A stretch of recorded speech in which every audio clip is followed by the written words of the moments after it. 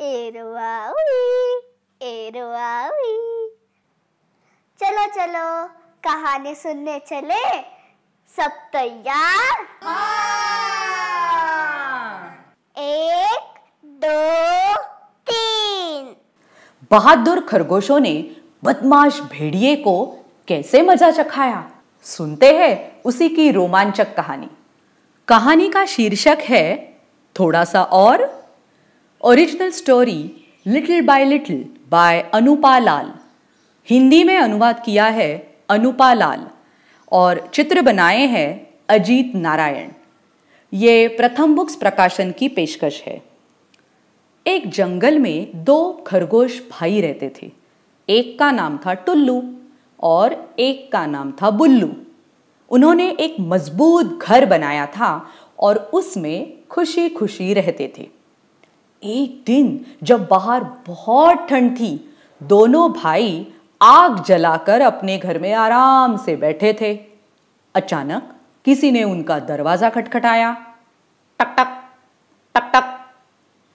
टुल्लू ने खिड़की से झांका। बाहर एक बड़ा काला भेड़िया खड़ा था। मैं ठंड में मरा जा रहा हूं, भेड़िए ने कहा। मुझ पर दया करो, अगर तुम दरवाजा थोड़ा सा खोल दोगे तो मैं अपनी पूंछ गरम कर लूंगा। मुझसे डरो मत, डरो मत।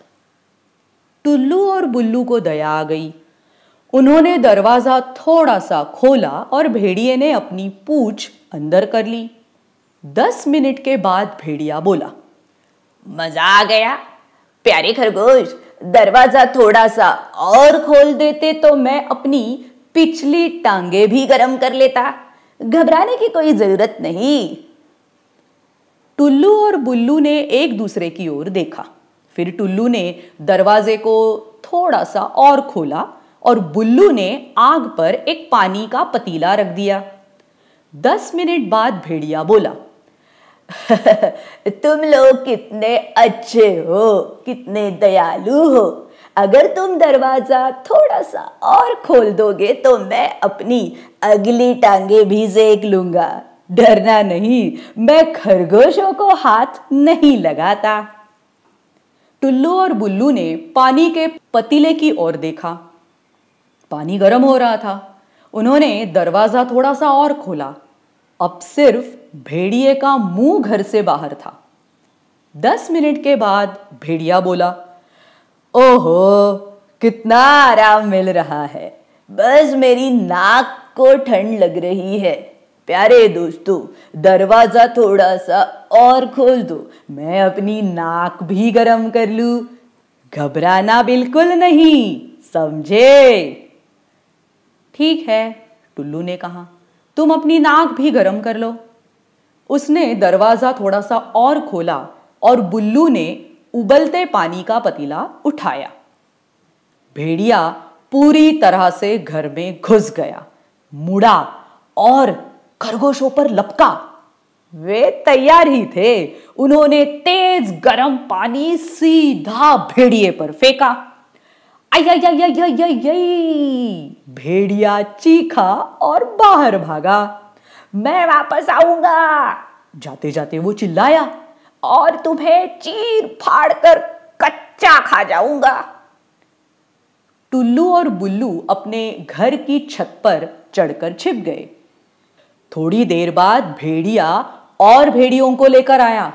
सबने मिलकर घर का दरवाजा तोड़ दिया और अंदर घुस गए। घर खाली था।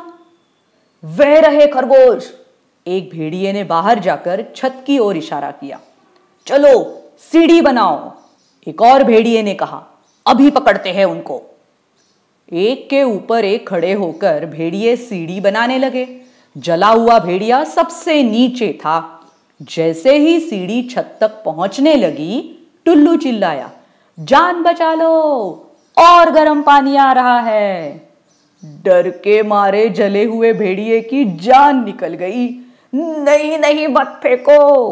वो चीखा और वहां से भागा। सीढ़ी टूटी और भेड़िए धड़ाम से इधर उधर गिर गए।